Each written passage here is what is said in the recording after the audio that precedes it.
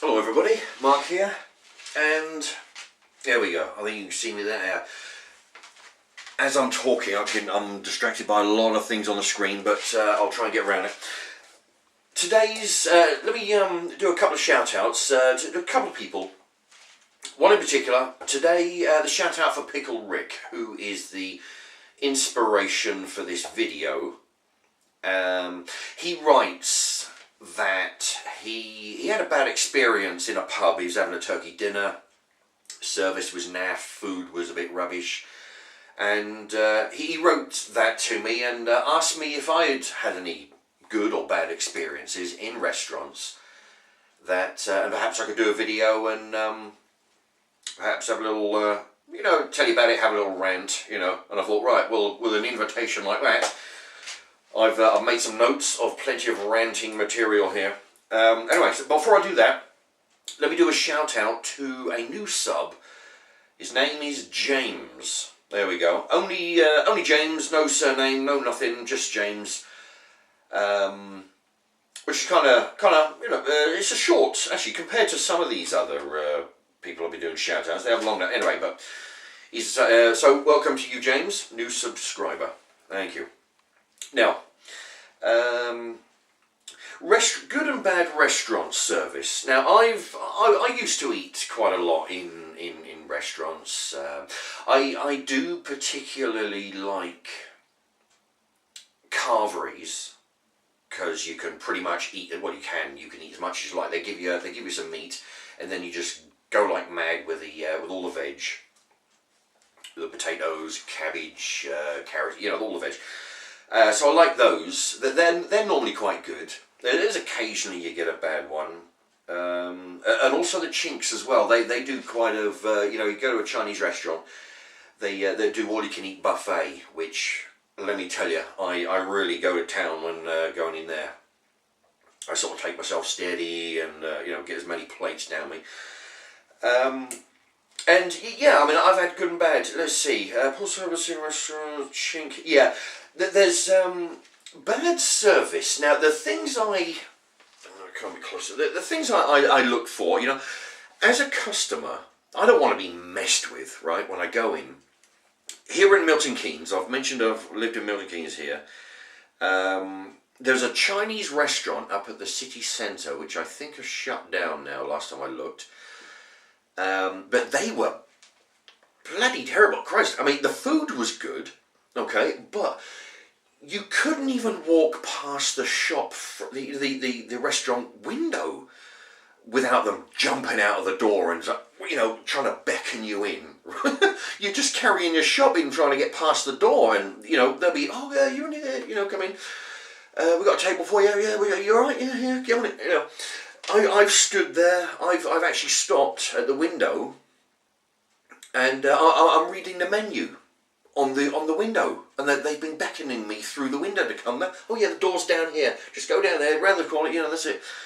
You just want to be left alone, you don't want people jumping on you and trying to get you in, it's, it reminds me of a Cheech and Chong, born in, I can't remember, the Cheech movie where he gets deported to Mexico. And he's standing outside the bar, and his job is to try and get people in. There's a drunk coming out of the place. He, turns him around, throws him back in again. I don't like that. I don't like them beckoning you, a bit like Cheetah is doing. But if you want to come in, you'll use the door and come in, right? If you want to eat, you don't want to be, grabbed as soon as you're just walking by, trying to get from one place to another. But they used to do that, and I found that as poor service. That's just not what you do. You wait for the guy to walk through the door. But also, if you did walk in the door, you're immediately pounced on. They're trying to show you to a table. I mean, they're trying to do their job, of course, but they're just too intrusive. They're just too eager. This particular restaurant had 30 tables. Approximately 30 tables. And quite often I'd go in there and there'd be 5-6 tables used, at that particular time. So it's not like they're desperate to get you in and throw you out. They're, they're in a hurry to find you a table. They're trying to give you a table. Don't let you choose. Anyway, so I kind of don't like that. Oh, and also this same place had they had a thing where you got an all-you-can-eat buffet, and you pay like $2.50 for the soft drinks, or you go for the all-day buffet and drinks are free, I think, or you pay one price and you drink as much as you like of the soft drinks. But quite 4 out of 5 times I would have to get up, walk to the bar, and get my own drinks. What they don't do, they wait until you're down to your heart, a centimetre down of drink, and then they'll come to you if you're lucky. Otherwise, you've got to get up to the bar, get your own drink, and then they ask you why you're getting your own drink. It's because you're not around. Even though there's 6 tables out of 30 being used, they just don't have the time or the inclination to fill your drink up. But they still want a tip at the end of when you're paying for your meal. They still expect, they have done bugger but they expect a tip. If I'm going to be given a tip, I want my drink filled. I don't want to have to wait until it's a centimetre. I want the drink, there's 1/3 left. Then they come and say, right, do you want another drink? Or I've suggested that they come around with a jug. Fill the jug up with lemonade, just go around all the tables. Do you want a refill? They won't have it, and they won't let you have 2 glasses. If you say to them, look, I don't fancy getting up and get my own drink, and you're not going to bring me one, why don't I just take 2 glasses at the very start? And that'll, but they won't do that either. Anyway, so, without mentioning any company names, that's poor service from staff who expect a tip at the end of the time. Poor service. But on the other hand, around the corner, there's another restaurant, again, without mentioning any names, but they do like 6 or 8 different foods from around the world. They got pasta over in one corner, they got pizza over there, they got Chinese chicken and rice and noodles and all kind of stuff. There's Chinese, Mexican food, Taiwanese. Anyway, there's about 6 or 8 different. It's like a world buffet they charge. That they promote it as. And they don't do a free refills, but you can either buy a jug, it's like a 2-pint jug, or buy it by the glass. And I've been in there, I've bought them by the glass, and they don't, they're not all over you. And, that was the other thing about being all over, with the first restaurant, you can barely finish the last spoon of food by the time they've jumped on the table and they're whipping the plate away. You bet you've still got the spoon in your hand, right? And they're trying to get it. The second one, the round the world buffet, they'll bring you a drink. They can see you getting low on your drink. They'll come round. Would you like another one? Because they're charging a big wad of money for not even a pint. It's like 3/4 of a pint. But they come round and they don't hassle you. That's what I like. They don't hassle you. They just come round. They can see you low. Do you want a refill? Don't wait until you're dying of thirst, till they come around with a drink. The thing is, it is very actually strange, this doing a rant. It's good because I can tell you about what's on my mind here. I don't like to do it too much because, I don't want to bring the tone down, but I was asked to do a rant. And it's good, because some of you people some of you viewers might have the same problems, If you do, write to me, tell me I'm not the only ones, And I forgot what I was, I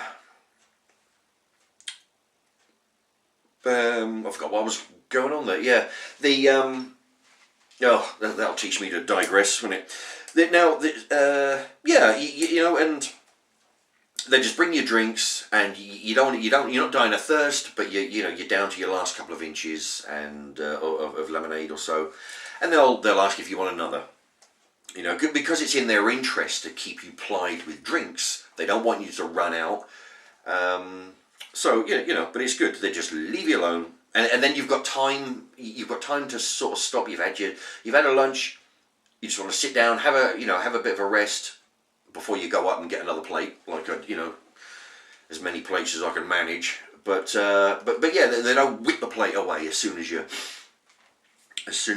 done. You know, it's just annoying. And excuse me a moment, I may sneeze. I don't know.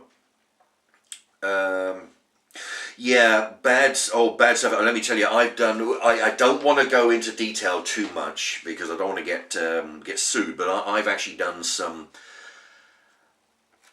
time in.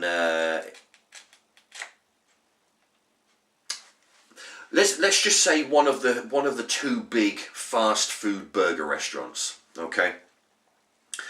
I've worked in one of those for about 3 months, and let me tell you, it's if you saw the bad service that goes on behind, you know, you've got your kids on the counter behind them. If you see what's going on, then you jump the counter and strangle somebody because it's shocking. You know, when there's bugger all management going on, it's shocking the kind of stuff that will happen. You know, back there, bad. You know, poor. Ugh, you know. Anyway, but yeah, you know, like you've got your 2 or 3 kids on the counter. Behind them, you've got the milkshake machines, and then you've got the little the little slide where the burgers come down.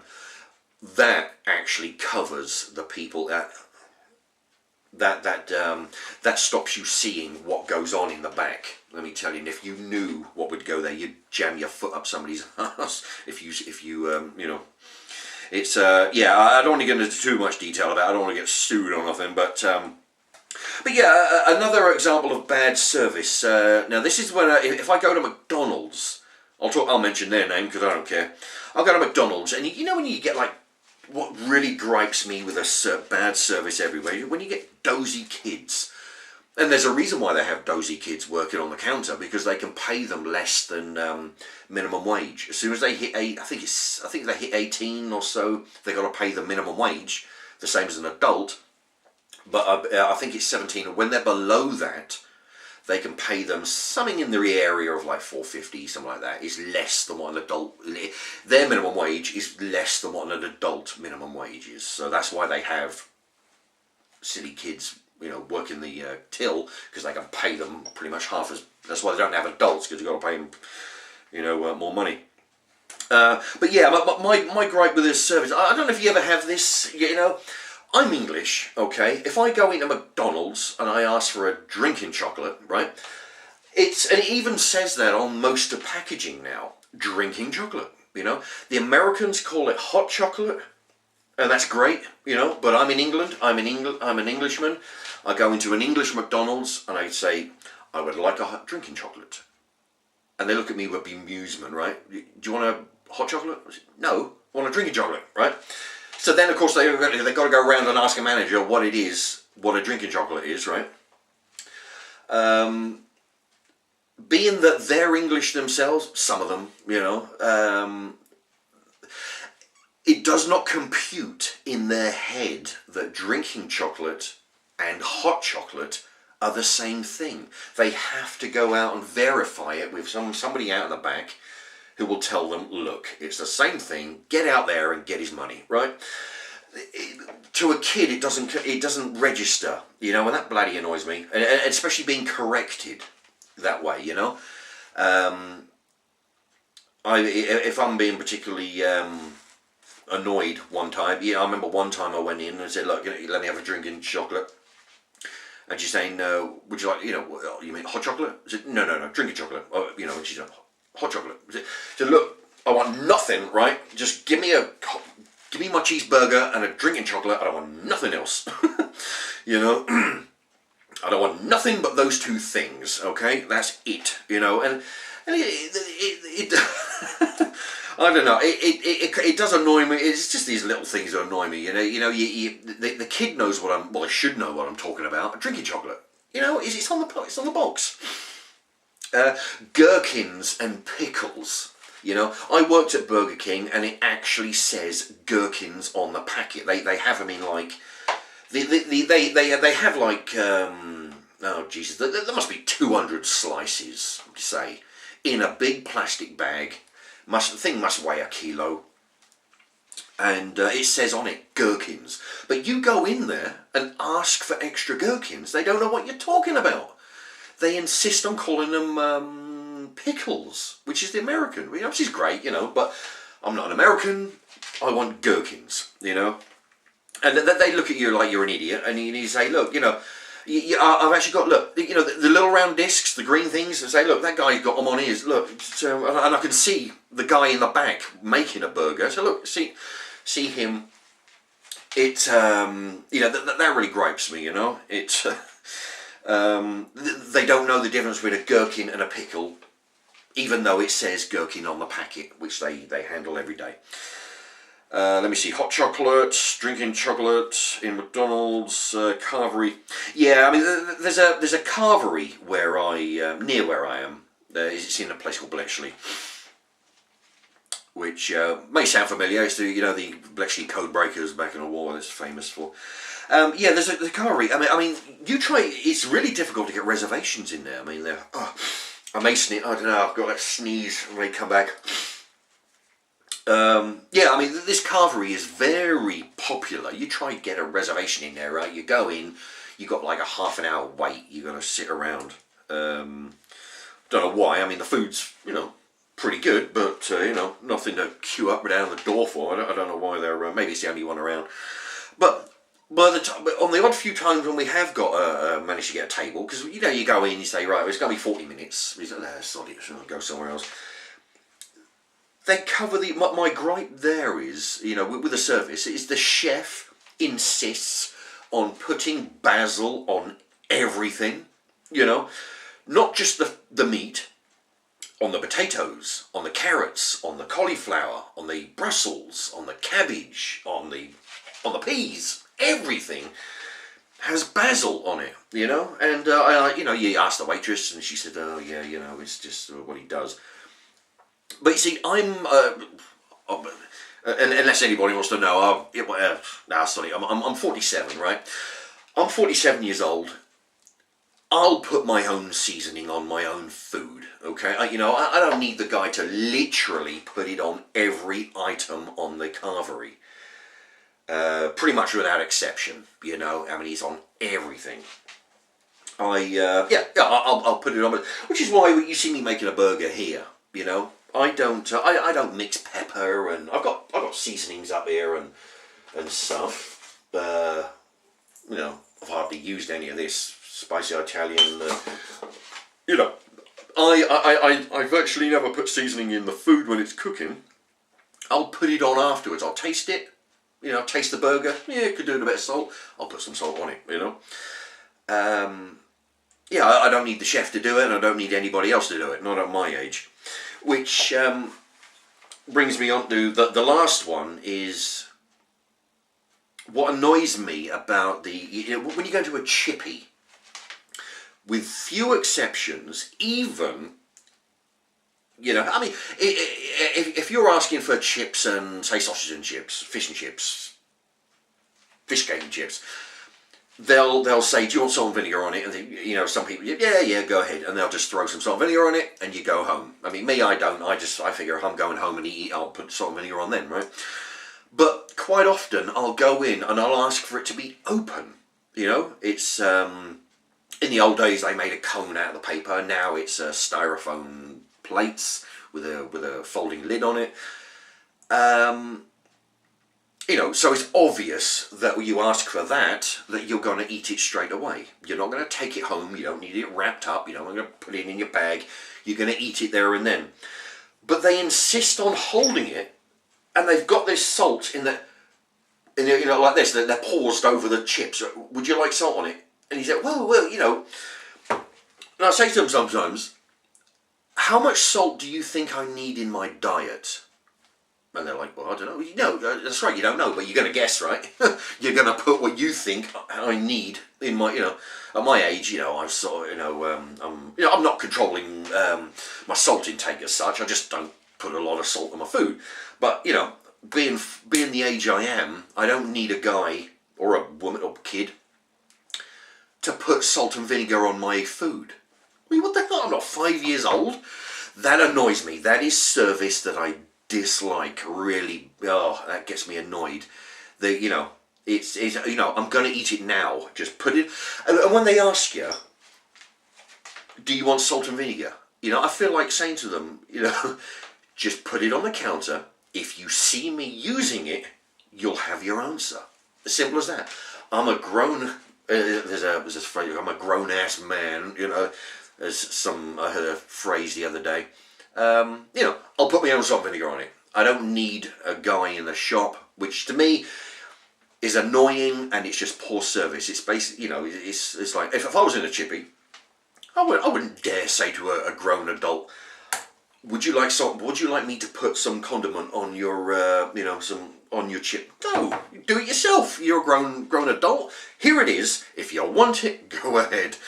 Anyway, okay. So, but that's really bloody, you know. And then they look at you like you're the asshole, right? For speaking up and saying no. Don't put stuff on my food. I will do it. You know. Yeah. I mean, I nearly had a fight with a kid in there. I don't. Yeah. It. I mean, it was getting about. He actually. He got them tongs because he thought I was going to sort of jump over. He got them tongs to defend himself. You know, those tongs that you pick up the fish cakes with and stuff. Because yeah, he wouldn't go for the fact that he, you know, to let me anyway. That nearly came to misfortunate end. Anyway, but yeah. So anyway, that's 20 coming up to 22-minute rant. So my thanks to Pickle Rick for the topic of today, letting me. Yeah, you know, it feels good to just. You know, it feels good having your own YouTube channel. You can just rant. You know, just tell people what you think.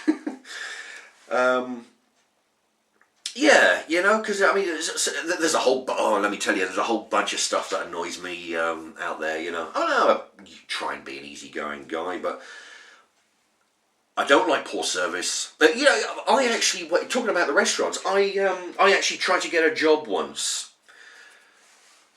as a waiter. You know, I mean, there's, you know, I was sort of like short on job opportunities at the time.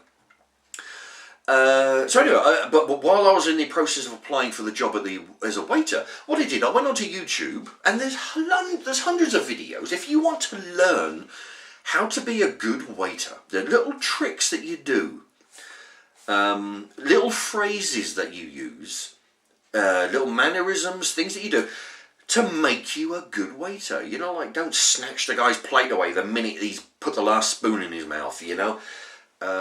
Little tricks, because it's all about upselling. This is what I try to tell the kids in Burger King on the drive-through. There was if he hears this, which I doubt, he'll probably know who he is. But he was a young guy, and he was on the drive-through window, and he wanted to become a manager. And I said to him, "Listen, all right, for what it's worth, if you want to impress the powers that be, you need to increase sales, right?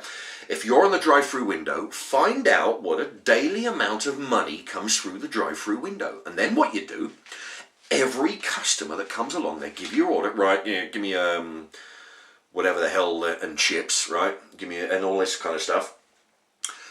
Would you like some dessert with that? We have some 99p ice creams on the menu here, and they come up with a selection of different toppings. You got chocolate, you got chocolate and strawberry bullshit. You know, you're upselling. Okay, so you may imagine if for example, £1,000 comes through the drive-through.